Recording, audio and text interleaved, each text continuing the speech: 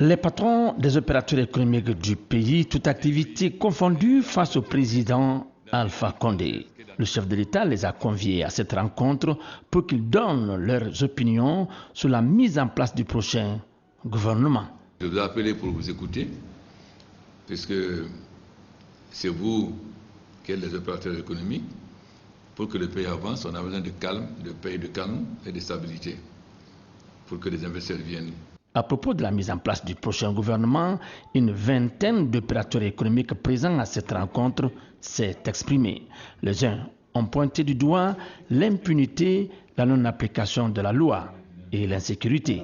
Les autres ont mis en avant la probité morale et ont exprimé leurs inquiétudes concernant l'effritement progressif du tissu social et le recul de l'unité nationale. Président de la République, Mesdames et Messieurs les membres, tous ceux qui sont présents dans la salle, permettez-moi de parler avec le cœur, Excellence Monsieur le Président. Aujourd'hui, le problème qui concerne le secteur privé guinéen est un problème qui est connu de tout le monde. Ce n'est pas un problème à cacher au Président de la République. Certes, il a fait des efforts que tout le monde connaît, que tout le monde voit, pour l'émergence de ce pays.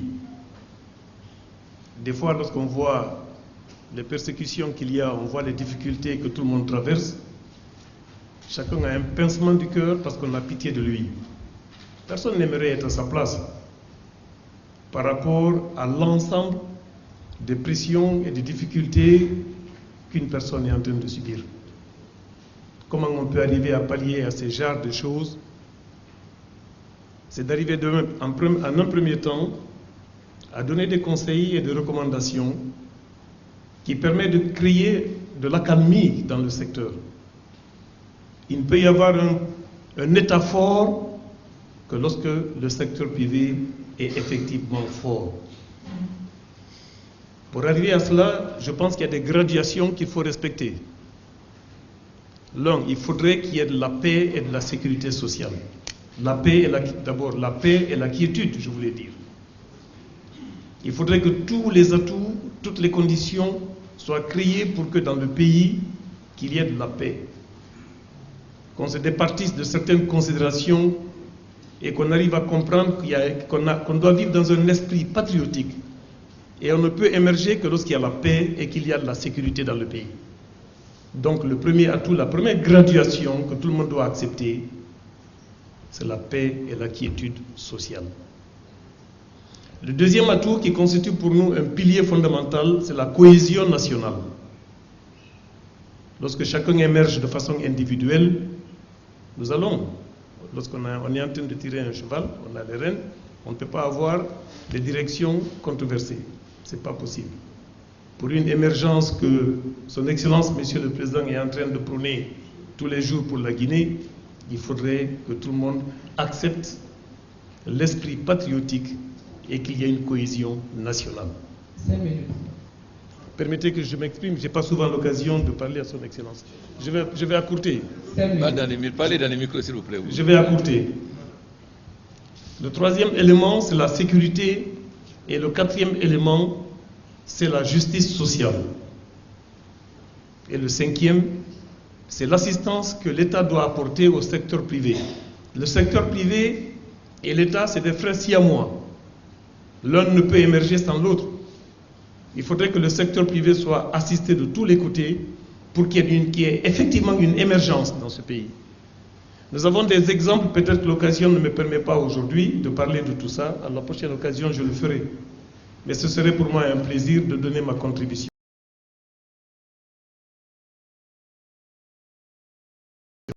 Je suis Eladj Mohamed Habib Anne.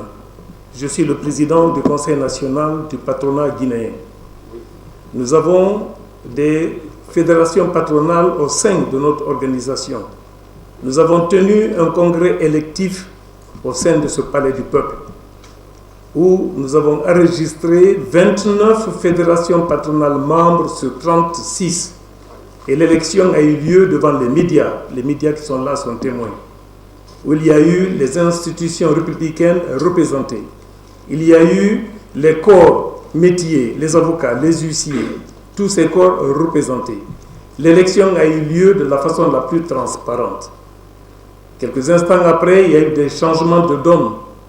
Le secteur privé a été instrumentalisé, politisé, ce qui a conduit aujourd'hui à une diversion totale. C'est ce qui gangrène le secteur privé guinéen.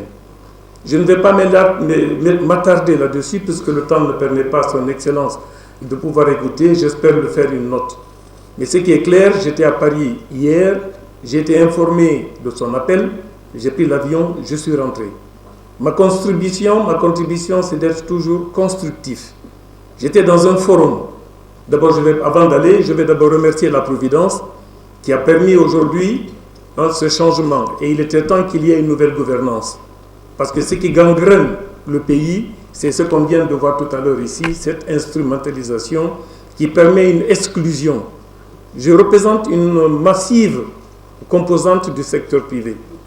Et à ce jour, s'il se trouve que de par ma voix, on n'arrive pas à exprimer à son Excellence les problématiques qu'il y a dans le secteur privé, il n'y aura pas de construction. Il faut dire la vérité.